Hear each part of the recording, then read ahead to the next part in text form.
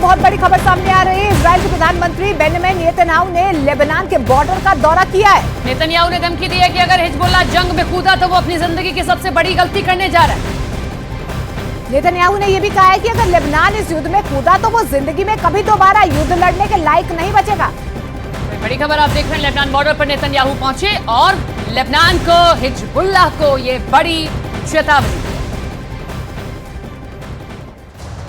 तो इजराइल के प्रधानमंत्री बेंजामिन नेतन्याहू ने लेबनान के बॉर्डर का दौरा किया। नेतन्याहू ने धमकी दी है कि अगर हिजबुल्लाह जंग में कूदा तो वो अपनी जिंदगी की सबसे बड़ी गलती कर रहे हैं।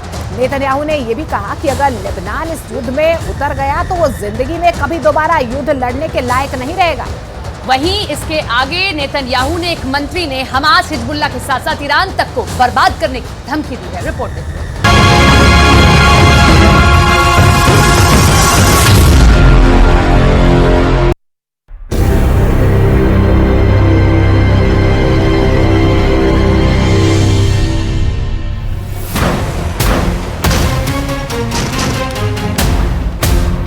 इजरायल का टारगेट नंबर 1, इजरायल का टारगेट नंबर 2, इजरायल का टारगेट नंबर 3।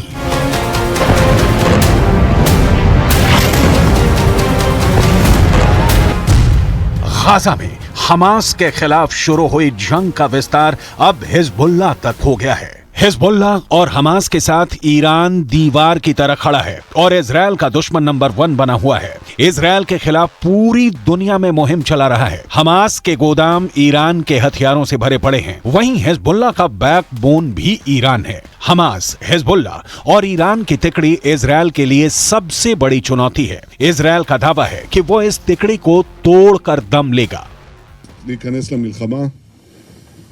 הוא יתגעגע למלחמת לבנון השנייה, הוא יעשה את טעות חייו, ואנחנו נכה בו בעוצמה שהוא לא יכול אפילו לדמיין, והמשמעות לו ולמדינת לבנון היא הרסנית, אבל אנחנו ערוכים לכל תרחיש.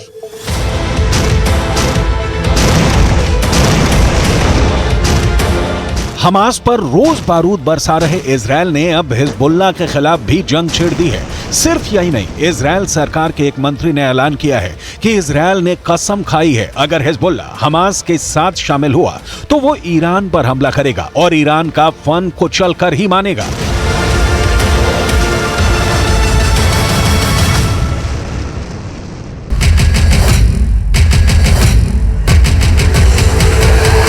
सवाल है, क्या हिजबुल्लाह के कई कैंपों पर इजरायल का हवाई हमला? यह हिजबुल्लाह के एक कैंप पर हुई एयर स्ट्राइक का विजुअल है।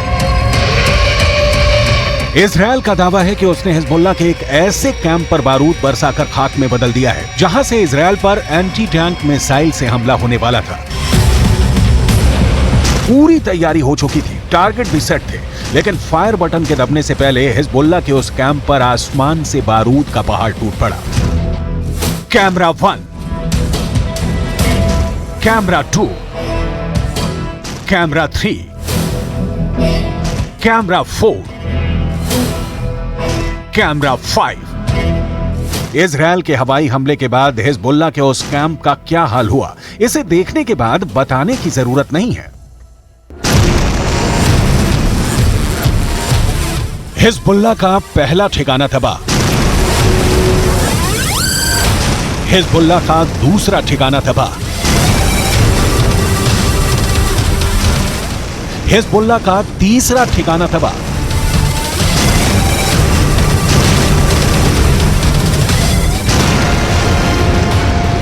इजरायल की सेना का दावा है कि उसने लेबनान बॉर्डर पर हिजबुल्लाह के उन ठिकानों को चुन चुन कर निशाना बनाया है जहां से इजरायल पर हमला करने की तैयारी थी। दक्षिणी लेबनान इलाके में बने हिजबुल्लाह के इन ठिकानों पर एंटी टैंक मिसाइल लॉन्चर रखे हुए थे और सभी लॉन्चरों का मुंह इजरायल की तरफ था। אתם עושים פה ומה ששמעתי עכשיו מהמפקדים שלכם זה דבר חשוב מאין כמוהו. אתם הורגים אנשי חיזבאללה שמנסים לתקוף את קו החזית שלנו. אני לא יודע עכשיו, כשאני נמצא איתכם, אני לא יכול להגיד לכם כרגע אם חיזבאללה יחליט להיכנס בצורה מלאה למלחמה. आईडीएफ का कहना है कि लेबनान से इजरायल की ओर आ रहे एक ड्रोन भी रास्ते में ही मार दिया गया है। इजरायल ने यह काम अपने असरदार आयरन डोम से किया है। हिजबुल्लाह इजरायल का बहुत बड़ा दुश्मन बना हुआ है। वो बार बार इजरायल पर मिसाइल और रॉकेट से हमले कर रहा है। हिजबुल्लाह के उप नेता शेख नईम कासिम की तरफ से बहुत ही खतरनाक बयान सामने आया है।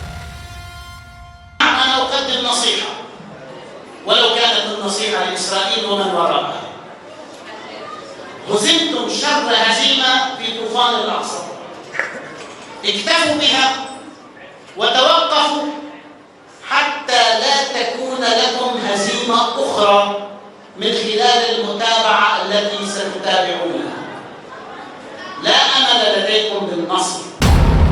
सुना आपने, हिजबुल्लाह के उपनेता शेख नईम कासिम का कहना है कि इजरायल और हमास के युद्ध में हिजबुल्लाह की अहम भूमिका है। अगर जमीनी युद्ध छिड़ा तो हिजबुल्लाह ही असली जंग लड़ेगा। ग्राउंड अटैक की इजरायल को भारी कीमत चुकानी होगी। हिजबुल्लाह के उपनेता शेख नईम कासिम का यह बयान उस वक्त आया है जब इजरायल पर हिजबुल्लाह के कैंपों से रॉकेट और मिसाइलें दागी जा रही थी। जवाब में दक्षिणी लेबनान बॉर्डर पर हिजबुल्लाह के कैंपों को इजराइल हवाई हमले कर मिट्टी में मिला रहा है। इजरायल लेबनान बॉर्डर पर तनाव चरम पर है। 7 अक्टूबर के बाद हिजबुल्लाह भी इस युद्ध में अभी छोटी छोटी झड़पें हो रही हैं, शामिल हो गया और लेबनान में हिजबुल्लाह के खिलाफ इजराइल ने अपना फ्रंट यहां से खोला हुआ है। ये उत्तरी फ्रंट है जहां लेबनान और हिजबुल्लाह के खिलाफ इजराइल की सेना है। दक्षिणी फ्रंट जहां हमास के खिलाफ गाजा में इजराइल हमला कर रहा है। तो ये तस्वीरें एक बार फिर 360 डिग्री से एक बार दिखा दीजिए करम, किस तरह के लोकेशन पे है। ये लोकेशन यहाँ ऊंचा है, लेकिन अगर आप थोड़ा सा कुछ मीटर आगे जाएंगे तो वहां से लेबनान का लोकेशन थोड़ा सा स्ट्रेटेजिकली, वो क्योंकि ऊंचाई पे है, हमें जो जानकारी जितना हमने जाना है, लेकिन इजराइल की सेना जो है वो यहाँ तैनात है ताकि अगर पूरी तरह से नॉर्दर्न फ्रंट खुल जाता है तो यहाँ भी वो लड़ाई कर सके। और बार बार इजराइल की सेना की तरफ से ये बता दिया गया है कि अगर हिजबुल्लाह बहुत ज्यादा मिसाइल से हमले करता है तो इजराइल भी पुरजोर जवाब देगा। अब तक कुल 10 आतंकवादियों की मौत हो गई है हमले में, लेकिन हिजबुल्लाह की तरफ से जो रॉकेट दागे गए हैं उसमें इजरायली नागरिकों की भी कुछ जान गई है। इजरायल के वित्त मंत्री निर बरकत ने अपने एक बयान में हमास के साथ साथ हिजबुल्लाह और ईरान तक को सीधी धमकी दी है। हिजबुल्लाह अपने जिन जिन ठिकानों से हमला करेगा उसे इजरायल की सेना नेस्तो नाबूद करा देगी। इजरायल के वित्त मंत्री यहां तक बोल गए कि हिजबुल्लाह अगर हमास के साथ मिलकर युद्ध शुरू कर दिया तो हमास और हिजबुल्लाह के साथ इन दोनों के आका ईरान तक जाएंगे। इजरायल के वित्त मंत्री निर बरकत ने अपने बयान में कहा है कि हम सिर्फ उन मोर्चों पर जवाबी कार्रवाई नहीं करेंगे बल्कि हम सांप के सिर तक जाएंगे जो कि ईरान है। इजरायल के दुश्मनों को बहुत स्पष्ट संदेश है, देखिए गाजा में क्या हो रहा है। अगर आप हम पर हमला करेंगे तो आपके साथ भी वैसा ही व्यवहार किया जाएगा। इजरायल और हमास के युद्ध में ईरान हमास के साथ खड़ा है। हिजबुल्लाह ने भी हमास का समर्थन किया है। ऐसे में अगर गाजा से इजरायल की जंग और आगे बढ़ती है तो इसके तेहरान तक पहुंचने में भी देर नहीं लगेगी। ऐसे में अगर इजरायल और ईरान के बीच युद्ध शुरू हो गया तो वो गाजा की जंग से भी भयंकर साबित होगा। वजह है दोनों देशों के पास हथियारों से भरा हुआ गोदाम, एक से एक बढ़कर खतरनाक मिसाइलें हैं दोनों के पास में। हम आंकड़े दिखाते हैं और तुलना करके आपको बताते हैं ईरान के पास में कितने सक्रिय सैनिक और इजरायल के पास में। इजरायल के पास में सक्रिय सैनिक की संख्या है 1,73,000, वहीं ईरान के पास ये संख्या बड़ी है, 5,75,000 उसके पास सक्रिय सैनिक है। इसके आगे बढ़ते हैं और आगे के आंकड़े भी आपको रिजर्व सेना के बताते हैं। रिजर्व फोर्स ईरान के पास है 3.5 लाख। वहीं अगर हम इजराइल की बात करते हैं तो यह आंकड़ा है 4,65,000। ये रिजर्व फोर्स का आंकड़ा है इजराइल और ईरान के बीच में जब आप कंपैरिजन करते हैं। इससे आगे हम बढ़ते हैं, हम बताते हैं कुछ और आंकड़े आपको पैरामिलिट्री फोर्स के। तो इजराइल के पास है 8,000, वहीं ईरान के पास में ये आंकड़ा बड़ा है, 90,000 पैरामिलिट्री फोर्स है उनके पास में। इसके आगे ईरान के पास में लड़ाकू विमान कितने हैं? 196, और इसके साथ ही इजराइल के पास में 241 लड़ाकू विमान है। आंकड़े आप देखिए और आंकड़ों के जरिए समझिए दोनों के बीच में अगर कभी लड़ाई होती है तो कौन किस पर भारी पड़ सकता है। अटैक हेलीकॉप्टर इजराइल के पास है 48, वहीं ईरान के पास में है 12 अटैक हेलीकॉप्टर। अटैक हेलीकॉप्टर के मामले में इजराइल आगे है ईरान से, क्योंकि इसके पास 48 और ईरान के पास में 12। ये ग्लोबल फायर पावर का आंकड़ा आप देख रहे हैं कि कितने किसके पास वेपन्स हैं। ईरान के पास में टैंक हैं 4071, वहीं इजराइल के पास में ये संख्या है 2200। तो ये टैंक का कंपैरिजन है दोनों के बीच में। ईरान और इजराइल भी इस वक्त जंग के मुहाने पर खड़े हुए हैं, दोनों के बीच में कभी भी जंग हो सकती है। और क्या आंकड़े कहते हैं वो हम आपको बता रहे हैं। बख्तरबंद गाड़ियां ईरान के पास है 69,685, वहीं अगर इजराइल की बात कर रहे हैं 56,290 बख्तरबंद गाड़ियां इजराइल के पास में है। तो अभी गाजा और इजराइल के बीच में जंग हो रही है, लेकिन ये कभी भी ईरान और इजराइल के बीच में जंग का मोड़ भी ले सकती है। और ऐसे में कौन है किस पर भारी, आंकड़े क्या कह रहे हैं वो हम आपको बता रहे हैं। इसमें कोई शक नहीं कि पश्चिम एशिया में इजराइल और ईरान एक दूसरे के सबसे बड़े दुश्मन हैं। दोनों ही हमेशा एक दूसरे को मिटाने की धमकियां देते हैं। हाल ही में ईरान ने एक खास परेड कर दुश्मनों को अपनी ताकत दिखा चुका है। ईरान ने हाल ही में अपनी एक नई मिसाइल खुर्रमशहर 4 का टेस्ट कर बता दिया है कि वो इजराइल को मिट्टी में मिला सकता है। खुर्रमशहर 4 मिसाइल की रेंज 2000 किलोमीटर है और ये 1500 किलोमीटर तक का वॉरहेड ले जा सकती है। खुर्रमशहर 4 इतनी सटीक है कि ये मिसाइल अपने टारगेट के 30 मीटर के दायरे में गिरती है, क्योंकि जब ये अपने टारगेट की तरफ बढ़ती है यानी टर्मिनल स्टेज में इस मिसाइल की रफ्तार करीब 20,000 किलोमीटर प्रति घंटा होती है। किसी भी मिसाइल डिफेंस के लिए इसे रोकना आसान नहीं होगा। वहीं अमेरिका मिडिल ईस्ट में इजरायल को एक बड़े सहयोगी के तौर पर देखता है। इसकी एक बड़ी वजह ईरान से निपटना भी है। अमेरिका की फॉरेन असिस्टेंस एजेंसी के मुताबिक अमेरिकी मदद से इजरायल उस इलाके में आसपास के खतरों से निपटने के लिए सैन्य बढ़त बनाए रखने में कामयाब रहता है। इस जंग में अमेरिका खुलकर इजराइल का साथ दे रहा है और इसी साथ के चलते ईरान के आसपास अमेरिकी सेना के कई मिलिट्री बेस हैं। कहां हैं, कितने सैनिक तैनात हैं, ये भी हम आपको बताते हैं। 40,000 से ज्यादा अमेरिका के सैनिक ईरान के आसपास तैनात हैं। कहां? कुवैत में, यहां पर देखिए अपना अड्डा बनाया हुआ है अमेरिका ने, यहां सैनिक अपने तैनात कर दिए हैं। बहरीन में भी यहां अड्डा बनाया अमेरिका ने, अपने सैनिकों को यहां तैनात कर दिया है। इसी के साथ में सऊदी अरब में के पास में यहां ओमान में भी देखिए अमेरिका ने अपने सैनिकों को तैनात किया, यहां अड्डा बनाया। यूएई में भी यहां पर इधर की तरफ से भी घेरा हुआ है और यहां पर भी अड्डा बनाया। कतर में भी इसी तरीके से घेरा बनाते हुए यहां सैनिकों को तैनात कर दिया है। कहां कितने सैनिक तैनात किए हैं, कितने अड्डे बनाए हैं अमेरिका ने, यह भी हम आपको आंकड़ों के जरिए बताते हैं। कुवैत में 10 बेस बनाए अमेरिका ने और यहां अपने 13,000 सैनिकों को तैनात करके ये घेराबंदी कुवैत की ओर से की गई है, अमेरिका की ओर से। इससे आगे बढ़ते हैं बहरीन में, तो 12 बेस अमेरिका ने यहां पर बनाए और यहां अपने 3700 सैनिकों को तैनात करके इजराइल को बड़ी मदद देने का काम किया है। इससे आगे अगर आप बढ़ते हैं, सऊदी अरब में 10 बेस बनाए और 3000 सैनिकों को यहां अमेरिका ने तैनात कर दिया। ये देखिए हर तरफ से अमेरिका घेरने की कोशिश कर रहा है और इजराइल को बड़ी मदद पहुंचा रहा है। ओमान में भी 6 बेस उसने बनाए और 600 सैनिकों को अपने यहां पर तैनात कर दिया है। ये तैनाती अमेरिका की ओर से की गई है कि अपने सैनिकों को यहां तैनात करेगा और यहां से बड़ी मदद पहुंचाएगा वो इजराइल को, ताकि ईरान को इस तरफ से घेरा जा सके और यहां से घेरते हुए वो इजराइल की मदद करे, क्योंकि ईरान किस तरीके से इजराइल के खिलाफ खड़ा है ये हम सब देख रहे हैं। 13,000 अमेरिकी सैनिक यहां रखे गए हैं। यूएई में 3 बेस बना दिए गए, 5,000 सैनिक यहां रखे गए हैं। कतर में ये बड़ा अड्डा बना हुआ है, सबसे बड़ा अड्डा अगर कहीं बनाया है तो वो कतर में बनाया गया और 13,000 सैनिक यहां तैनात कर दिए गए हैं। ये वो देश हैं जहां से ईरान बहुत ज्यादा करीब है और इसी के चलते अमेरिका ने यहां बनाया है अपना अड्डा, ताकि वो अपने मित्र देश इजराइल की मदद कर सके।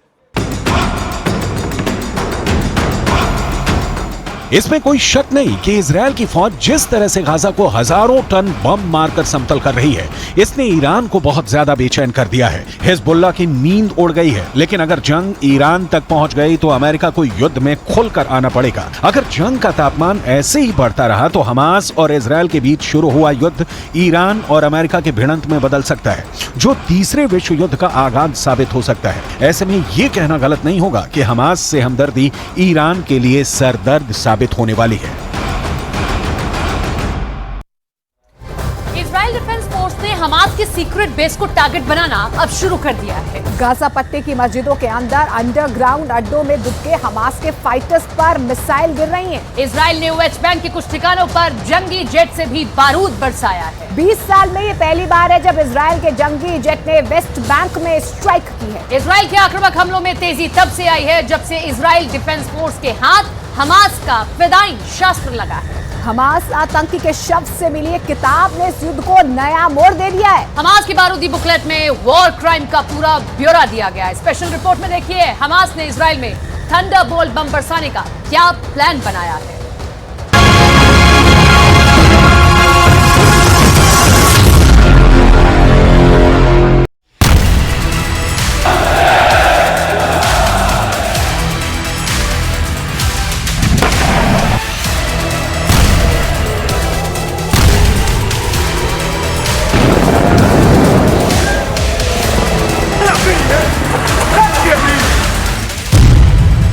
इजराइल गाजा में हमास का सफाया कर रहा है।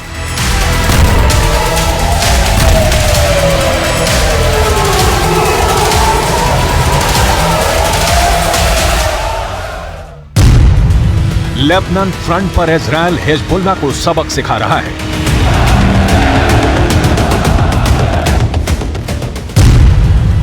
यमन के हूथियों को इजराइल भगा भगा कर पीट रहा है।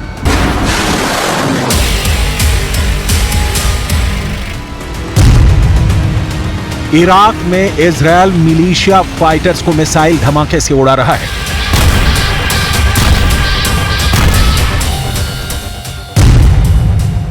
सीरिया में इजराइल सीरियाई विद्रोही फोर्स को एयर स्ट्राइक से धुआं धुआं कर रहा है।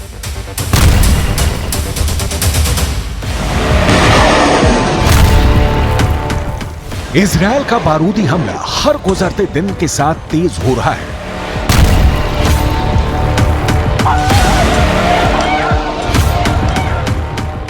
मिसाइलों की मार बढ़ती जा रही है। अमेरिका के हथियारों से भी इजराइल को मदद मिल रही है।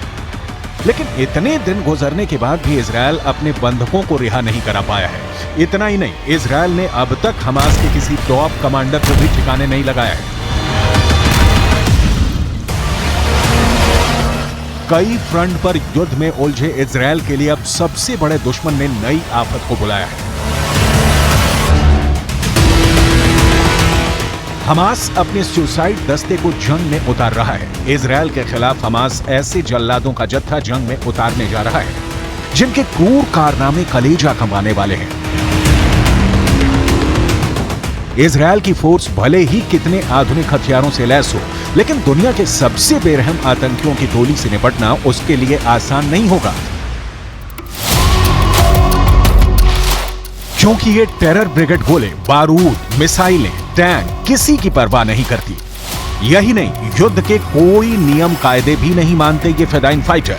इन हैवानों को ना अपनी जान की परवाह है, ना इंसानियत से उनका कोई वास्ता है। सबसे पहले ये जान लीजिए कि युद्ध के बीच ये दहशतगर्द किन हथकंडों को आजमाकर विरोधी खेमे में खौफ पैदा करते हैं।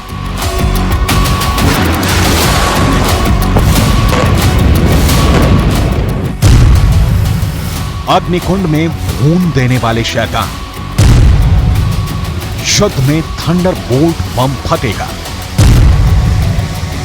गला रेत कर मारने वाले जल्लाद। इजराइल फोर्स के सामने हमास की आत्मघाती आर्मी।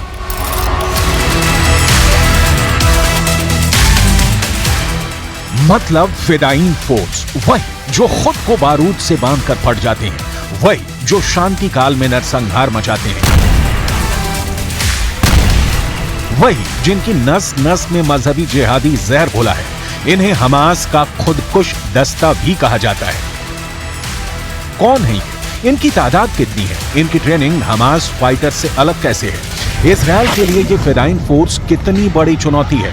हमास के चलते फिरते मानव बम क्या जंग का नतीजा बदल पाएंगे? आप इन सवालों के जवाब इजराइल के राष्ट्रपति के दावे के आधार पर लगा सकते हैं, जिन्होंने हमास के सबसे खूंखार दहशतगर्दों पर खुलासा किया है। पश्चिमी मीडिया में इजराइल के राष्ट्रपति इसहाक हर्जोग का एक किताब लहराने का वीडियो वायरल है। इजराइल के प्रेसिडेंट के हाथ में हमास के आतंकी की तस्वीर छपी किताब विस्फोटक बताई जा रही है, क्योंकि ऐसी एक बुकलेट इजराइल फोर्स को युद्ध में मारे गए हमास आतंकी के पास से भी मिली है। इस किताब को हमास का बुक बम भी कहा जा रहा है। पहले ये जान लेते हैं कि इजराइल फोर्स के हाथ लगा बारूदी साहित्य कितना भयावह है। 7 अक्टूबर की सुबह हमास के आतंकियों ने इजराइल में घुसकर आतंक बरपाया। बेगुनाहों के नरसंहार के बाद हमास ने 200 से ज्यादा इजरायली नागरिकों को बंधक बना लिया। इसके बाद इजरायल का ऑपरेशन शुरू हुआ। इजरायल ने हमास के गढ़ गाजा पट्टी को बारूद से पाट दिया। इसके साथ ही इजरायल डिफेंस फोर्स के जवानों ने गाजा में सर्च ऑपरेशन शुरू किया। इसी सर्च ऑपरेशन के दौरान हमास के मारे गए एक आतंकी के पास एक बारूदी बुकलेट मिली।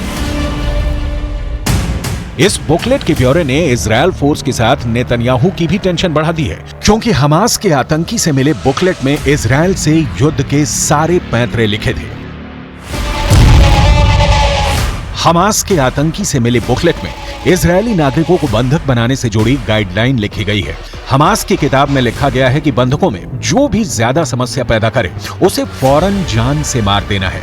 हमास के इस टेरर लिटरेचर के 8 पन्ने सबसे विध्वंसक हैं, जिसमें बंधकों को मौत के घाट उतारने के तरीके बताए गए हैं। इसके साथ ही हुलिया बदलकर इजरायली नागरिकों में घुल मिल जाने के तरीके भी किताब में लिखे गए हैं। इसका मतलब है कि 7 अक्टूबर को इजरायल पर धावा बोलने वाले हमास के कुछ आतंकी अब भी इजरायल में छिपे हो सकते हैं।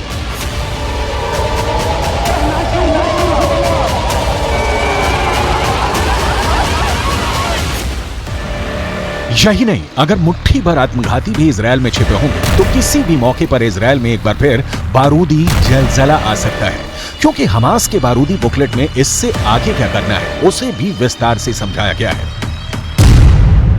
हमास आतंकी से मिले बुकलेट में गोलीबारी, ग्रेनेड के इस्तेमाल से इजरायल में अराजकता पैदा करने को चरणबद्ध तरीके से समझाया गया है। इसके आगे चैप्टर में गाड़ी को बारूदी बम बनाकर उड़ाने का आदेश दिया गया है। साथ ही बंधकों को लेकर कहा गया कि छोटे बच्चों से लेकर बुजुर्गों तक के हर वक्त हाथ पैर बांध कर रखा जाए।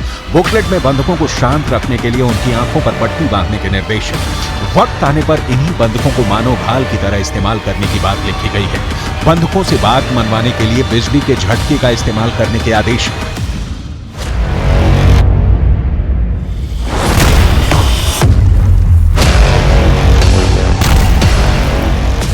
हमास की इसी बुकलेट को इजरायल के राष्ट्रपति इसहाक हर्जोग ने पश्चिमी मीडिया में दिखाकर हमास की हकीकत से सबसे रूबरू करवाया। इजरायल के राष्ट्रपति ने इंटरव्यू के दौरान हमास की हैंडबुक की हॉरर स्टोरी भी सुनाई। इसहाक हर्जोग ने बताया कि हमारा सामना एक अत्यंत क्रूर और अमानवीय शत्रु से है, जिसे हमें बिना किसी दया के उखाड़ फेंकना है। ये लड़ाई इजरायल बनाम फिलिस्तीन या यहूदी धर्म बनाम इस्लाम नहीं है। ये लड़ाई इंसानों और मानवता के बारे में है। क्या हम अच्छे के साथ हैं या बुराई के साथ? हमास के खिलाफ युद्ध अपराध के सबूत के तौर पे इजरायल ने द वॉरियर्स गाइड हैंडबुक को पूरी दुनिया के सामने रखा है, जिसमें हमास के आतंकी आईसिस की तर्ज पर बेगुनाहों का कत्ल कर इस युद्ध में जीतने का मंसूबा पाल रहे हैं। इजरायल को यह भी यकीन है कि हमास के आत्मघातियों के लिए ये कोर्स और सिलेबस अब्दुल्ला बरगूती के लीडरशिप में तैयार किया गया है।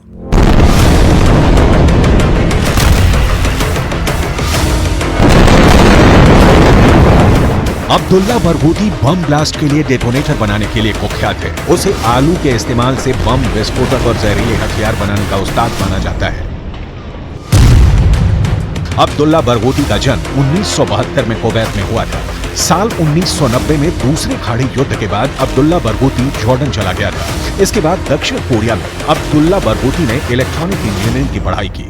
इंजीनियर बनने के बाद अब्दुल्ला ने जॉर्डन की नागरिकता ले ली। जॉर्डन में ही अब्दुल्ला ने टेरर ट्रेनिंग लेनी शुरू की। अब्दुल्ला बरगूती के बम बनाने की काबिलियत ने उसे हमास का चहेता बना दिया, जिसके बाद बरगूती को ईज अल दीन अल कासम ब्रिगेड के रैंक में शामिल कर दिया गया। अब्दुल्ला बरगूती ने हमास में सुसाइड बॉम्बर का दस्ता बनाने में सबसे अहम भूमिका निभाई। हमास का टॉप कमांडर बनने के बाद बरगूती ने एक बारूदी कारखाना तक खोल दिया था। बरगूती को साल 2003 में इजरायल ने गिरफ्तार कर लिया था। इजरायली नागरिकों की हत्या के जुर्म में बरगूती को 5200 साल के जेल की सजा सुनाई गई है। हालांकि इसी बरगूती के तैयार किए गए आत्मघाती हमलों के तरीके को हमास के आतंकी अमल में लाकर अब भी इजरायल में आतंक फैला रहे हैं। फिलहाल हमास के पास इजरायल के करीब 150 से ज्यादा बंधक हैं। इन बंधकों को टेरर हैंडबुक की गाइडलाइन के हिसाब से हमास में रखा गया है। इजरायल के नागरिकों ने इस बुकलेट के रूल ब्रेक किए तो उन्हें जान से हाथ धोना पड़ेगा। सीक्रेट लोकेशन में हमास के टेरर चैम्बर में बंद इजरायली नागरिकों की रिहाई इसलिए भी बेहद मुश्किल नजर आ रही है कि उनकी करेक्ट लोकेशन अब तक नहीं मिली है। यानी इजरायल डबल ट्रैप में उलझा है। एक तरफ इजरायल में हमास के सुसाइड बॉम्बर्स के छिपे होने का खतरा है, दूसरी तरफ बंधक बने इजरायली नागरिकों के सिर पर फिदायीन हमलावर सवार है। ऐसे में इजरायल युद्ध को कब तक अपने पाले में ले आ पाएगा कहना मुश्किल है।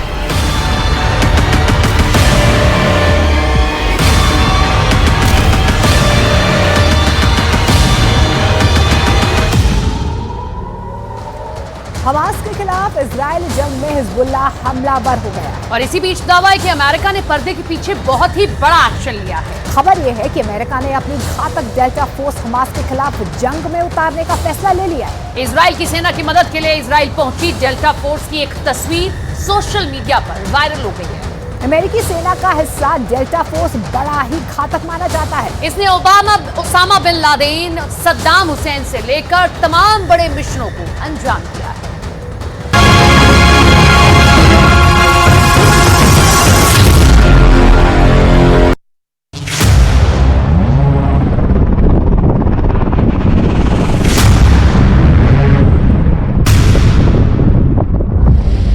एक हमले में कैसे तार तार हो जाएगा हमास का आतंकी नेटवर्क।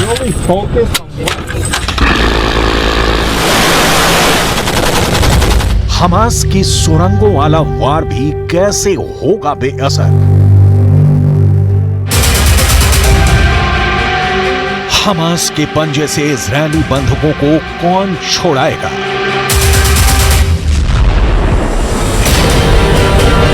इन सभी सवालों का बस एक जवाब है, अमेरिका की डेल्टा फोर्स।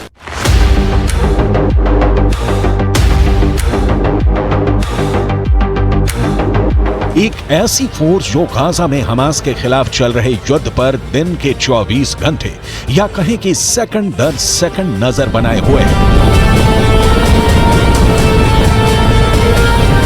इजरायल की तरफ से गाजा से हमास को पूरी तरह से खत्म करने की तैयारी है, लेकिन यह ऑपरेशन आसान नहीं है। वजह है हमास का सुरंगों में मौजूद हथियारों का जखीरा।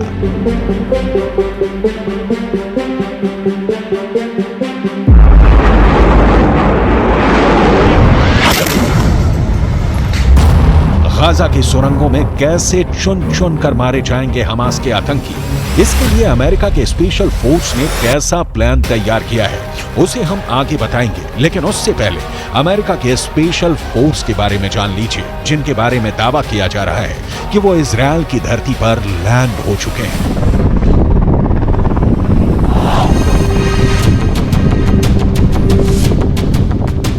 गाजा युद्ध का सबसे खौफनाक चेहरा सामने आने वाला है, क्योंकि दुश्मनों को मौत बांटने वाली अमेरिका के जल्लाद कमांडो गाजा में दाखिल हो सकते हैं। ये अमेरिका के ऐसे खूंखार लड़ाके हैं जिन्हें दुनिया चलती फिरती किलर मशीन कहती है। इनकी डिक्शनरी में दुश्मनों पर रहम नाम का कोई शब्द ही नहीं है।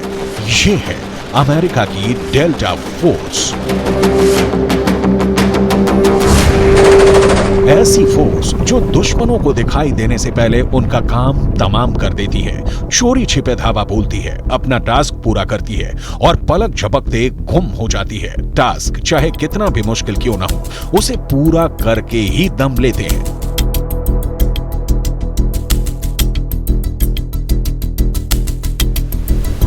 इजरायल युद्ध में इनकी मौजूदगी के 3 मकसद हो सकते हैं। पहला मकसद हमास के आतंकियों में दहशत पैदा करना, दूसरा मकसद हमास के खिलाफ ग्राउंड ऑपरेशन को अंजाम देना और तीसरा और सबसे अहम मकसद हमास के आतंकियों को मौत के घाट उतारना।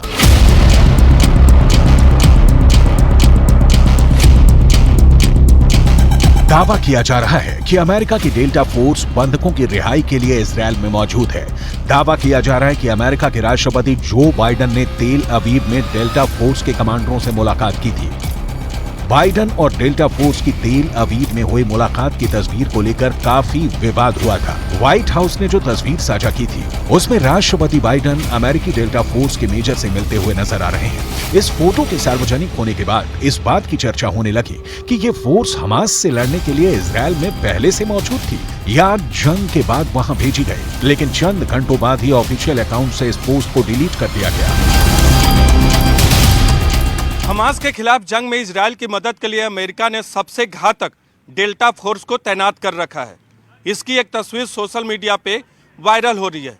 अब तक ये माना जा रहा था कि शायद अमेरिका अप्रत्यक्ष तौर पे इस युद्ध में शामिल हो, लेकिन राष्ट्रपति बाइडन की डेल्टा फोर्स के कमांडो के साथ तस्वीरों ने सब कुछ साफ कर दिया है।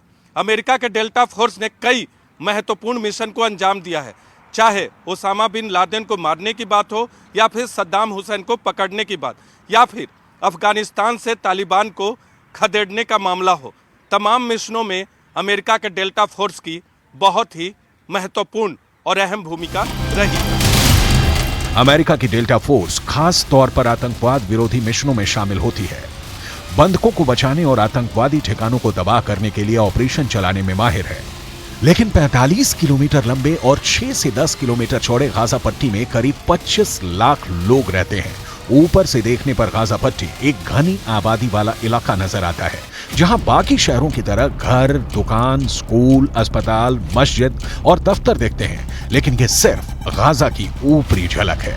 गाजा की जमीन के नीचे एक अलग दुनिया है। शहर के नीचे सुरंगों का शहर। ये है हमास का पाताल लोक। इसी पाताल लोक में हमास ने अपने हथियारों का गोदाम बना रखा है। करीब 365 वर्ग किलोमीटर में फैला गाजा इसलिए सबसे बड़ा मजबूत किला है, क्योंकि जितना गाजा ऊपर नजर आता है उससे कहीं ज्यादा गाजा जमीन के नीचे है। गाजा के इन सुरंगों में 2 मंजिला इमारत होने के दावे किए जाते हैं और इनका रास्ता सुरंगों से होकर खुलता है। इन्हीं सुरंगों के अंदर हमास के हथियार निर्माण की फैक्ट्रियां हैं। देखिए, इस तरह सुरंगों के अंदर हमास ने रॉकेट बनाने की फैक्ट्रियां लगाई हुई हैं। दावा किया जाता है कि गाजा के अंदर 500 किलोमीटर लंबाई की फैली हुई सुरंगें हैं। इन सुरंगों के अंदर हमास के आतंकी चूहे की तरह छुपे हुए हैं और जैसे इजरायल की सेना गाजा के अंदर घुसेगी, हमास के आतंकी इजरायल की सेना पर टूट पड़ेंगे। लेकिन इन्हीं सुरंगों में छिपे हमास के आतंकियों के खात्मे को अमेरिका की डेल्टा फोर्स अंजाम दे सकती है। कैसे, इसे आगे बताएंगे। अभी ये जान लीजिए कि अमेरिका की डेल्टा फोर्स के पास सुरंगों को ढूंढने, बंधकों को छुड़ाने, सुरंगों को साफ करने, उनको तबाह करने में महारत हासिल है। हमास के इन बारूदी सुरंगों के ऊपर की धरती पर बर्बादी और तबाही पसरी है। इजरायल ने गाजा के खिलाफ पूर्ण घेराबंदी कर दी है। जमीन, समंदर और हवा से बमबारी की है। गाजा की बिजली, भोजन और पानी को काट दिया गया है। आइए सैटेलाइट तस्वीरों के जरिए गाजा की बर्बादी की फुल पिक्चर देख लेते हैं। हमास और इजराइल के बीच में भीषण युद्ध चल रहा है और गाजा की संपूर्ण घेरेबंदी की पूरी तैयारी इजराइल की ओर से कर ली गई है। लेकिन ये जो तस्वीर आप देख रहे हैं, ये सैटेलाइट तस्वीर है। इस सैटेलाइट तस्वीर को जरा बहुत गौर से देखिए। इसमें गाजा से लेकर इजराइल और उसके पड़ोसी मिस्र बॉर्डर की पूरी कहानी आप देख पाएंगे। गाजा के उत्तरी सीमा पर मौजूद इस क्रॉसिंग का नाम, जो आप यहां देख रहे हैं, इरेज क्रॉसिंग है, जो कि फिलहाल बंद है। यह है गाजा की सलादीन रोड। अगर आप देखें तो सलादीन रोड यहां पर आपको ठीक उत्तरी इजराइल के नीचे दिखाई देगी और सलादीन रोड जो कि पूरे गाजा और पूरब और पश्चिम को बांटती है। इजराइल ने हमले से पहले इसी रास्ते को निकासी के रास्ते के तौर पर इस्तेमाल किया था। यहीं से तमाम मिलिटेंट्स निकलकर भागे थे। लेकिन अगर इसके बाद आप देखेंगे, ठीक इसके दक्षिण में अगर जाएं तो देखिए, फिलिस्तीन का बीट लाहिया इलाका है। मिसाइलों से यहां पर अटैक किया गया था। इजराइल ने इस शहर की तस्वीर ही मिसाइलों से अटैक करके पूरी तरीके से बदल डाली थी। पूरे इंफ्रास्ट्रक्चर को नेस्तनाबूद कर दिया था। लेकिन इसके पूरब में अगर आप देखें तो बीट हनौन का ये इलाका भी आप देख पाएंगे, जहां पर भारी बमबारी की गई थी। इजराइल की तरफ से भारी बमबारी हुई थी। इस इलाके में भी भीषण तबाही मचाई गई थी। बीट हनौन के अगर दक्षिण की बात करें तो बसा ये शहर, जरा आप जबालिया भी देख लीजिए। घनी आबादी, शरणार्थी शिविर यहां पर है और जो कि फिलहाल युद्ध की वजह से, तमाम अटैक्स की वजह से इस वक्त मलबे में तब्दील हो चुका है, पूरी तरीके से ध्वस्त हो चुका है। लेकिन इसके अलावा गाजा शहर की बात करना भी बहुत इंपॉर्टेंट है। गाजा शहर, वहां पर आप देख रहे हैं, और अल अहली अरब अस्पताल जहां पर 17 अक्टूबर को बड़ा अटैक किया गया था और वहां पर ब्लास्ट में सैकड़ों लोगों की मौत भी हुई थी। लेकिन इसके अलावा इजराइल गाजा बाड़ को भी देख लीजिए। इजराइल गाजा बाड़ यहां पर है, अगर आप देखें तो ये इजराइल का इलाका है और ये बफर जोन है, ये गाजा पट्टी है और उधर भूमध्य सागर है। इस बॉर्डर के दोनों तरफ 100 से 400 मीटर तक का बफर जोन है। ये वाला इलाका बफर जोन में है जहां आना जाना पूरी तरीके से प्रतिबंधित है। लेकिन इसके अलावा आपको इजराइल का कफर अजा भी दिखाते हैं जहां 7 अक्टूबर को हमास ने अटैक किया था। यह कफर अजा का इलाका है जहां पर हमास ने 7 अक्टूबर को इजराइल पर अटैक कर दिया था और उसके बाद से ही युद्ध की शुरुआत हो गई थी। लेकिन इसके अलावा अगर हम बात करें तो नहा ओज का जिक्र करना भी बहुत जरूरी है। नहा ओज क्रॉसिंग 2010 में स्थायी रूप से बंद कर दी गई थी। ये बॉर्डरिंग इलाका अगर आप देख पाए नहा ओज का, बफरिंग जोन इजराइल और इस तरफ गाजा पट्टी, आप साफ तौर पर देखिए ये जो इलाका है इसे 2010 में ही बंद कर दिया गया था। ये सिलसिला यही नहीं थमता है, आपको इंफॉर्मेशन वॉल के जरिए और भी बताने की कोशिश करेंगे किस तरीके से इसके बाद ये आगे घेरेबंदी करने की कोशिश इजराइल की ओर से की जा रही है। उसके बाद देखिए करनी चौराहा आता है, ये बिल्कुल ठीक अगर आप यहां पर देखें तो ये बॉर्डर पर मौजूद है। 2011 में इसे भी स्थायी रूप से बंद कर दिया गया था जिससे कि ये जो बफर जोन है, गाजा से बफर जोन होते हुए इजराइल में हमास के मिलिटेंट्स एंटर ना कर पाए। लेकिन उसके बाद हम बात करेंगे सलाह अल दीन रोड की भी, दक्षिण की ओर जाने के लिए ये सड़क है, मिलिटेंट्स इसका इस्तेमाल करते हैं और यहीं से आतंक फैलाने की कोशिश भी करते हैं। लेकिन जिक्र गाजा नदी का भी होना बेहद जरूरी है। अगर आप देखें ये गाजा नदी है, सामरिक लिहाज से बेहद अहम है और इसका भी इस्तेमाल करके, इस नदी का भी इस्तेमाल करके मिलिटेंट्स इजराइल में हमेशा अटैक करते रहे हैं। लेकिन गाजा बिजली संयंत्र की अगर बात करें, जो कि आप यहां देखेंगे, गाजा बिजली संयंत्र जो अभी भी बहुत ही बुरी हालत में है, इजराइल की ओर से अटैक करके गाजा बिजली संयंत्र को ध्वस्त कर दिया गया है। दरअसल इजराइल की प्लानिंग यही है कि बेसिक इंफ्रास्ट्रक्चर को तबाह कर दिया जाए, हुक्का पानी बंद कर दिया जाए, हमास के मिलिटेंट्स और हमास अपने आप घुटने टेक देंगे। लेकिन उसके बाद अगर हम जिक्र करेंगे इधर अगर आप देखें तो दीर अल बलाह जो कि दक्षिण में घेरेबंदी के काम आता है, यहीं से हमास के मिलिटेंट्स बफर जोन और फिर बफर जोन के बाद इजराइल में अटैक करते हैं। बनी सुहेल का भी जिक्र कर लेंगे। अगर आप देखेंगे यहां बनी सुहेल 4% से भी कम पानी बचा है और युद्ध की स्थिति में आप देखिए जिंदा रहने के लिए न सिर्फ आम लोगों को बल्कि मिलिटेंट्स को भी कम से कम खाना पानी तो जरूर चाहिए होता है, लेकिन यहां महज 4% पानी बचा हुआ है। खान यूनिस दक्षिणी शहर जहां पर भारी भीड़ है, खाना पानी की परेशानी है, आप यहां पर देखिए भोजन, पानी, बेसिक इंफ्रास्ट्रक्चर सब कुछ बर्बाद हो चुका है।